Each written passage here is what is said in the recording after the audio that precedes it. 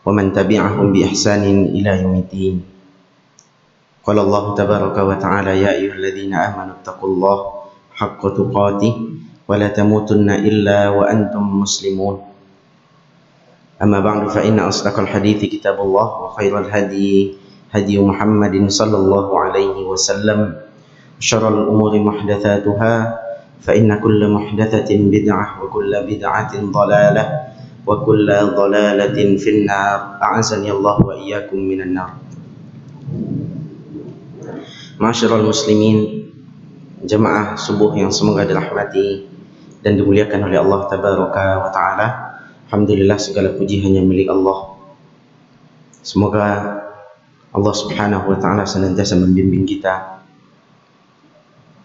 mengarahkan kita, memberikan hidayah kepada kita sampai ajal menjemput kita. Kemudian salawat dan salam semoga senantiasa tercurah kepada Nabi kita, Nabi Muhammad sallallahu alaihi wasallam. Allahumma salli ala Muhammad wa ala ali Muhammad. Jemaah subuh yang dimuliakan Allah Subhanahu wa Ta'ala, kita akan lanjutkan pembahasan kita tentang hadis yang menjelaskan tentang wasiat perpisahan Rasulullah sallallahu alaihi wasallam. Pada pertemuan sebelumnya kita telah sampaikan berapa wasiat? 3. Yang pertama wasiat takwa. Yang kedua wasiat dengar dan patuh kepada pemerintah, pemimpin yang sah. Yang ketiga, kembali kepada sunnah Nabi sallallahu alaihi wasallam dan sunnah Khulafa' Rasyidin. Kemudian di antara wasiat Nabi sallallahu alaihi wasallam itu masih dalam satu hadis, Pak. Masih di dalam satu hadis wasiat Nabi sallallahu alaihi wasallam, wa iyyakum wa muhdatsatil umur. Wa iyyakum wa muhdatsatil umur. Fa inna kulla muhdatsatin bid'ah wa kulla bid'atin dhalalah.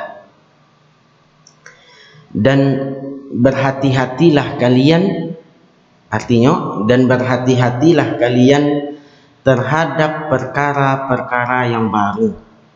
Berhati-hatilah kalian, waspadalah terhadap perkara-perkara yang baru. Fa inna kulla muhdatsatin bid'ah. Sesungguhnya seluruh perkara yang baru, seluruh perkara yang baru itu merupakan bid'ah. Wa kulla bid'atin dhalalah. Dan setiap perkara dan setiap bid'ah itu adalah sesat. Setiap bid'ah adalah sesat. Jemaah yang dimuliakan Allah Subhanahu wa Ta'ala, perhatikan wasiat Nabi ko, Pak, Bu. Nabi kita mengatakan, berhati-hatilah kalian terhadap perkara-perkara yang baru, terhadap amalan-amalan yang baru. Perlu dipahami elok-elok, Pak. Tidak boleh kita mencampur adukkan, atau takutnya nanti salah pemahaman. Mohon diperhatikan elok-elok. Kecek Nabi awak hendaknya berhati-hati terhadap perkara yang baru. Nabi menjalihkan makasihnya perkara baru di dalam agama. Perkara baru di dalam agama, amalan-amalan baru di dalam agama, ibadah-ibadah baru di dalam agama, atau cara beribadah yang baru di dalam agama. Itu yang diperingatkan dek Nabi sallallahu alaihi wasallam. Bahkan Nabi sallallahu alaihi wasallam mengancam orang-orang, memberikan peringatan kepada orang-orang yang melakukan perkara-perkara baru tadi, kalau perkara baru tersebut dinamakan dengan bid'ah. Dan bid'ah tadi berujung dengan kesesatan, dan di dalam riwayat lain dikatakan wa kullu bid'atin wa kullu dhalalatin finnar. Jemaah yang dimuliakan Allah Subhanahu wa Ta'ala, maka perlu kita pahami elok-elok, Pak, Bu, kalau perkara yang dimaksud dek Nabi di siko adalah perkara di dalam agama. Adapun masalah dunia, maka itu boleh bid'ah, Pak. Dalam perkara dunia itu boleh bid'ah, tapi pun ada batasannya. Maka dalam hal itu baru boleh kita mengatakan adanya bid'ah hasanah dan bid'ah sayyi'ah. Kalau dalam perkara agama indah ada bid'ah yang hasanah. Kau pahami elok-elok, Pak. Mudah-mudahan Allah berikan kita pemahaman yang baik. Dalam masalah agama itu tidak ada bid'ah hasanah. Bahkan tidak ada. Karena Nabi yang mengatakan wa kullu bid'atin dhalalah. Setiap bid'ah itu sesat. Yaitu bid'ah di dalam agama. Adapun dalam masalah dunia itu pun baru bisa dibagi menjadi bid'ah hasanah dan bid'ah sayyi'ah. Indak lo elok sadu Allah itu. Ada lo nan baiknya, ada nan buruknya. Hasanah itu artinya bid'ah yang baik, dan yang buruk itu bid'ah sayyi'ah. Bid'ah sayyi'ah itu bid'ah yang buruk. Jemaah yang dimuliakan Allah Subhanahu wa taala, jika dalam perkara dunia saja baru bisa dibagi, maka dalam perkara agama tidak bisa. Karena ikut tuntunan Nabi. Ikut tuntunan Nabi sallallahu alaihi wasallam. Contoh bid'ah hasanah di dalam dunia, Pak. Bid'ah yang baik di dalam dunia, yo. Kalau dalam perkara dunia silakan. Tapi ada yang baik dan ada yang buruk. Contohnya bid'ah yang baik itu Pak Koa. Mikor. Kau bid'ah yang baik, listrik lampu. Ya. Ada kendaraan. Ada HP. Ya. Dan teknologi yang memang dibolehkan dan tidak merusak agama. Nah, itu dinamakan dengan bid'ah hasanah. Nah, kini adalah bid'ah sayyi'ah dalam perkara dunia tadi. Apa itu? Kalau itu perbuatan atau amalannya itu dilarang di dalam agama. Contohnya itu Bapak Ibu sekalian, obat-obat terlarang. Narkoba itu di zaman Nabi belum ada narkoba ya, Pak. Belum ada di zaman Nabi ube-ube terlarang loh. Itu perkara yang baru enggak? Perkara yang baru setelah wafatnya Nabi sallallahu alaihi wasallam. Nah, itu baru dinamakan dengan bid'ah sayyi'ah. Anda boleh ngerajukan. Tapi kalau dalam perkara agama seluruhnya sasek. Yang mengatakan Nabi. Tidak betul Nabi di dalam agama kita mengatakan bid'ah hasanah itu boleh. Tidak lo ada di dalam agama kita sasek tapi baik. Tidak ada kaidah dalam agama sasek tapi baik. Tidak perlu ada kaidah di dalam agama baik tapi sasek. Tidak lo ada Pak.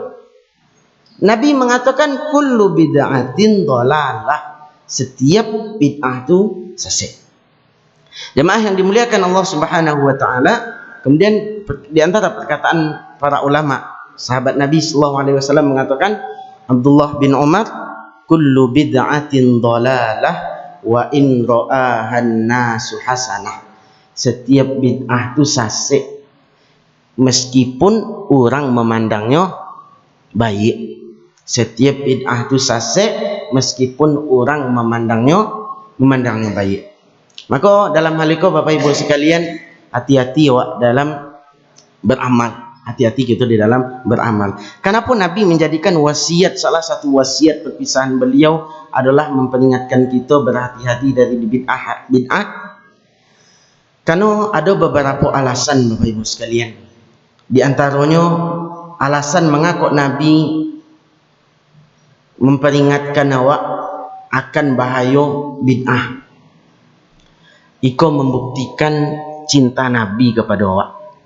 Iko membuktikan cinta Nabi kepada awak.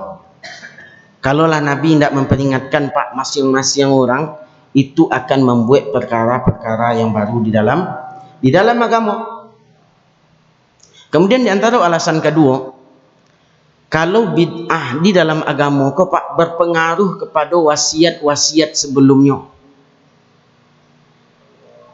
Wasiat yang 3 tadi itu. berpengaruh kepada ketakwaan. Bahkan orang yang bertakwa orang yang melakukan bid'ah tidak mungkin inyo bertakwa. Mengapa mau dihitung? Pahami arti takwa patang. Apa arti takwa ke patang Pak? Saya bisa menyabuin. Insyaallah ada hadiahnya. Apa arti takwa ke patang yang kita jalanin? Lai boleh mencari buku. Di kanak-kanak boleh juga. Menjalankan ketaatan kepada Allah atas cahaya dari Allah, berharap pahala dari Allah, kemudian meninggalkan maksiat. Taib, hadiah untuk Umi. Jemaah yang dimuliakan Allah Subhanahu wa taala, perhatikan makna takwa tadi.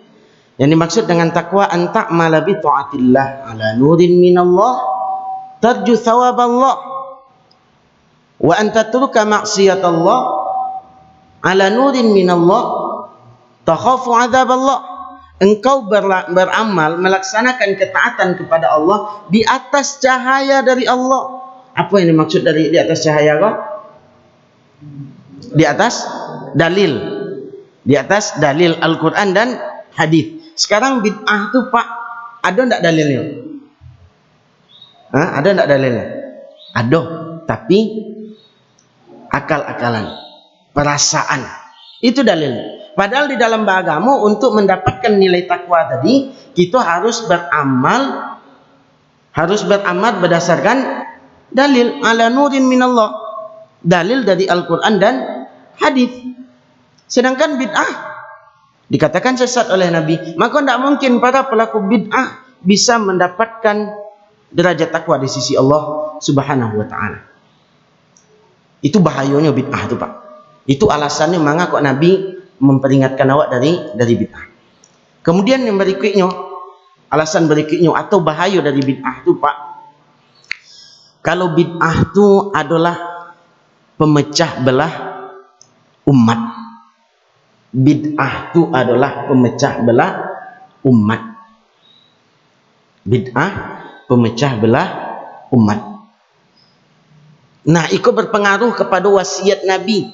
Wasiat Nabi yang keberapa? Yang ketiga. Alaikum bisunnati wa sunnatil khulafa'ir rasyidin. Jemaah yang dimuliakan Allah Subhanahu wa taala,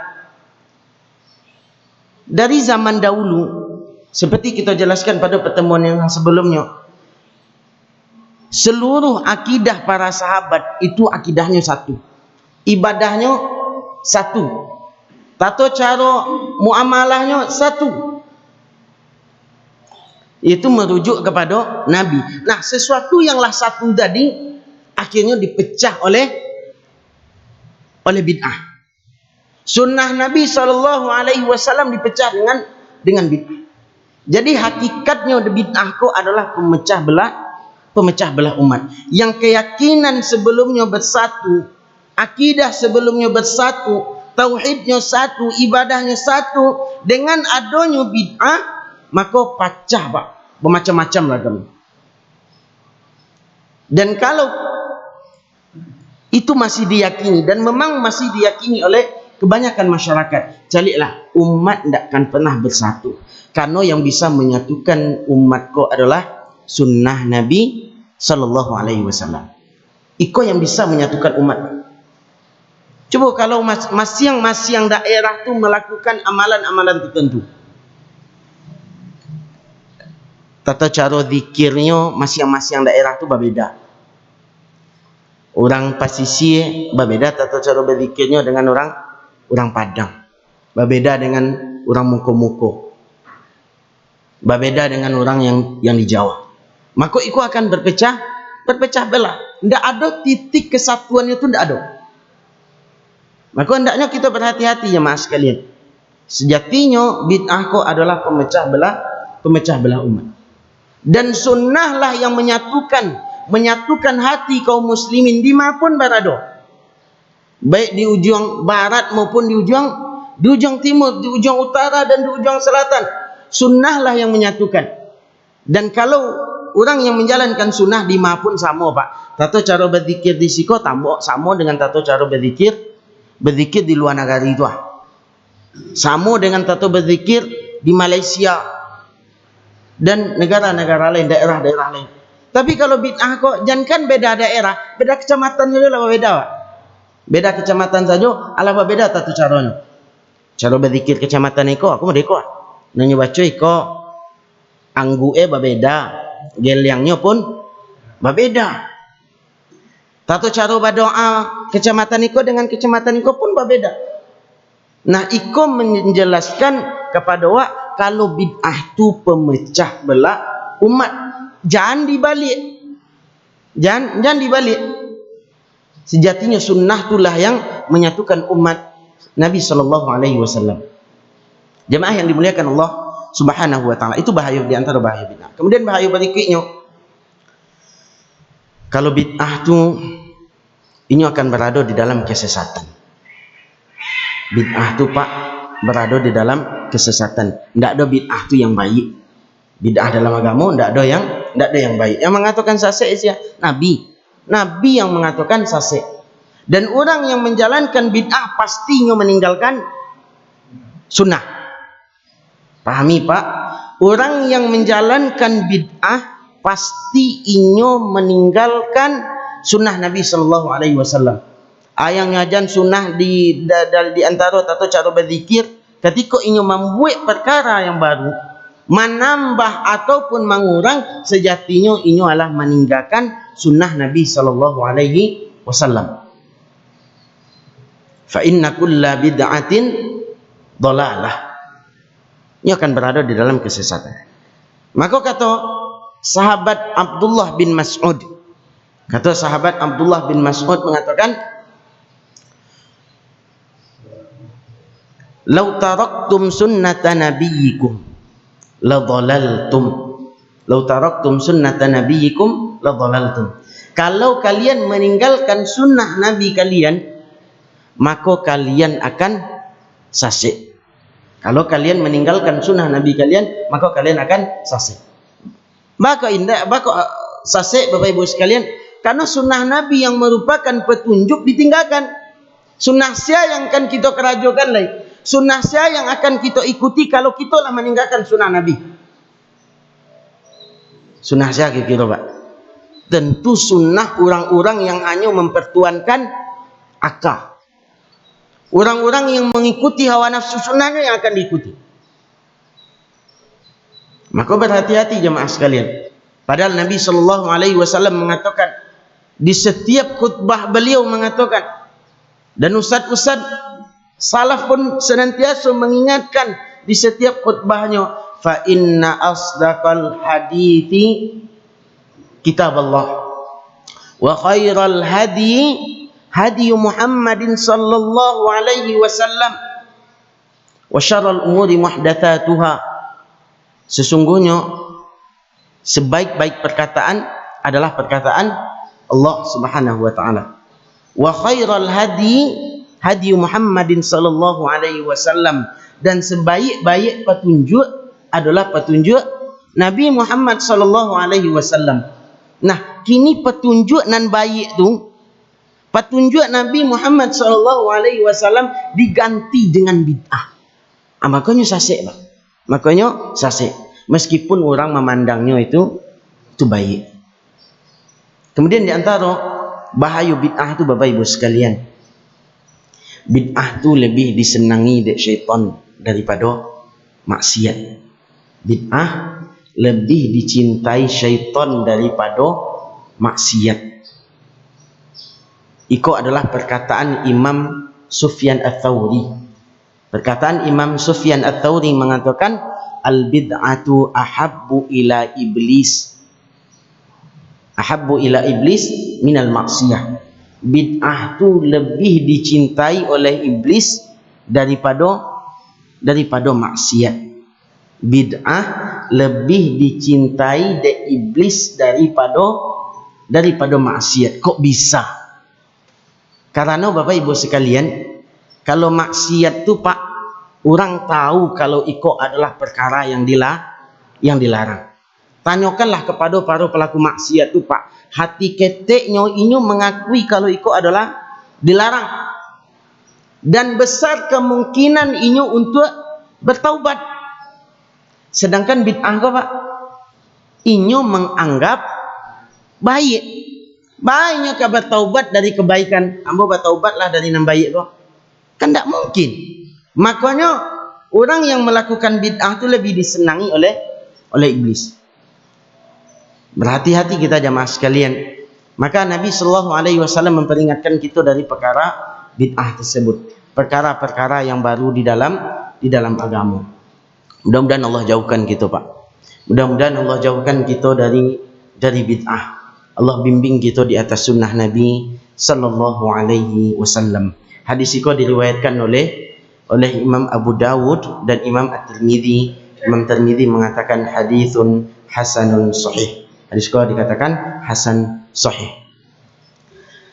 Mungkin yang bisa kita sampaikan di pertemuan kini Bapak Ibu sekalian.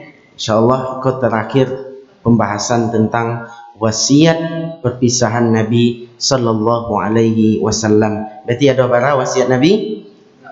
Ada 4. Yang pertama takwa. Yang kedua mendengar dan patuh kepada pemimpin yang sah. Yang ketiga kembali kepada Al-Quran dan Sunnah. Yang keempat meninggalkan, menjauhi perkara bid'ah. Coba saya yang bisa mengulang tanpa mencelik buku. Saya yang bisa mengulang tanpa mencelik buku. Ya, silakan Azza. Takwa kepada Allah, taat patuh pada pemimpin, mengikuti sunnah Nabi Sallallahu Alaihi Wasallam dan Khulafaur Rasyidin, meninggalkan, menjauhi bid'ah. Ahsan, barakallahu fiik. Bapak Ibu yang dimuliakan Allah, sampai kita di penghujung kajian. Kini ada di antara Bapak Ibu yang kabar tanya, silakan. Yang pertama, bid'ah itu berpengaruh terhadap ketakwaan. Bid'ah itu berpengaruh kepada ketakwaan.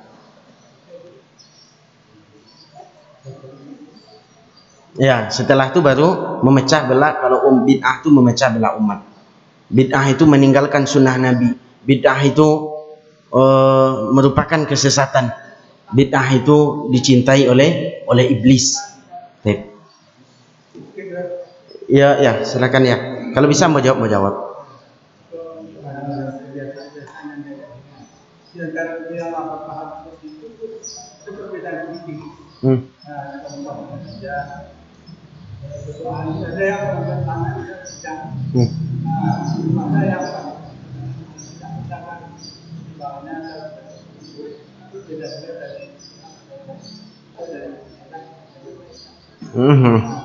Iya, bagus. Ada juga kadang kita memahami ada yang berbeda. Kita yang belajar sunnah ada yang berbeda. Pak, Bu, perlu kita pahami di dalam agama kita tuh ada yang namanya usul, ada yang namanya furu'. Ada yang namanya usul, ada yang namanya furu'. Usul kok dasarnya Pak, dasarnya. Furu' kok cabang, ibarat batang kayu. Usul kok umbinya, batang kadang di bawah tuh.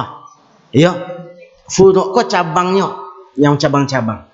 Nah, di dalam masalah usul, masalah dasar tadi, itu tidak boleh berbeda pendapat ya. Baik itu usul dalam akidah maupun usul di dalam fikih, itu tidak boleh berbeda pendapat. Mohon pahami Bapak Ibu sekalian. Adapun dalam masalah furu', itu boleh berbeda pendapat, tapi bukan hanya sekedar mengutarakan pendapat itu saja, tidak. Tetap berdasarkan dalil. Contoh dalam masalah fikih itu Pak, usulnya solat itu wajib. Solat 5 waktu wajib. Takbiratul ihram dalam solat itu rukun. Takbiratul ihram dalam solat rukun. Iko dinamakan dengan usul yang seluruh ulama sepakat kalau iko merupakan usul. Tidak boleh berbeda pendapat. Oh tidak doh, takbiratul ihram tu boleh ditinggalkan. Tidak boleh melakukan hal demikian. Kok dalam masalah usul. Tapi kalau dalam masalah furu'nya takbiratul ihram tu boleh sampai sejajar dengan bau saja dan boleh sejajar dengan telinga. Iko masalah furu' namanya Pak. Iko boleh berbeza pendapat. Ada orang bersedekap tu disiko, ada yang disiko. Ada orang yang mengarehkan Al-Fatihah, bacaan bismillah dalam Al-Fatihah, ada yang indah. Iko masalah furu'. Tapi Al-Fatihah wajib dibaca. Iko masalah usul. Jadi kalau ada perbedaan dalam masalah furu', maka kita harus balapang dado. Jangan salah. Kadang satu jamaah nanti membaca Al-Fatihah, membaca bismillah di kancangan. Tiba di siko ustaz iko balambean bismillah. Iko bukan masalah usul, Pak. Itu harus balapang dado, karena seluruhnya ada dalilnya. Tapi kalau ada ustaz menjadi imam, inyo nak baca Al-Fatihah doh. Keceknya Al-Fatihah kok ndak wajib doh. Aku iya bayu mah. Biarlah ndak berjamaah jauh ustaz doh. Jadi kalau dalam masalah furu' tadi maka dibolehkan ya. Kita untuk berbeda pendapat dan harus balapang dado. Kalau ada ustaz iko yang baca bismillah, silahkan dikarahin mau kasihnya Pak ya. Ada ustaz iko yang dilambean, silahkan, tidak ada masalah. Ya, iko dalam masalah furu'. Jadi iko perlu dipahami elok Pak antara usul dan furu', antara dasar dan cabangnya. Begitu. Begitu ya? Paham Pak ya? Yang lain Pak ada setelah Pak katanya. Dari pembahasan kita yang lah barari sampai Kamis, Jumat, Sabtu, Ahad sampai hari gitu. Membahas tentang satu hadis Nabi sallallahu alaihi wasallam.